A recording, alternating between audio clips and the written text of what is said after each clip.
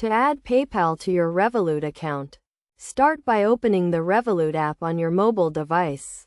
Navigate to the dashboard and tap on the Accounts tab. From there, select Add Account and choose PayPal from the list of available options. You will be redirected to the PayPal website where you will need to log in to your PayPal account. If you do not have a PayPal account, you can create one by following the prompts on the PayPal website. Once you have logged in, you will be asked to authorize Revolut to access your PayPal account. Review the terms and conditions and tap on Agree to continue. You will then be redirected back to the Revolut app.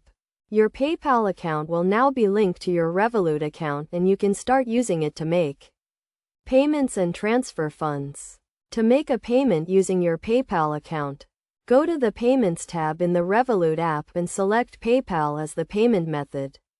Enter the recipient's email address and the amount you want to send, and confirm the transaction. It's essential to note that you may be charged a small fee for using your PayPal account with Revolut, depending on the type of transaction and the currency involved.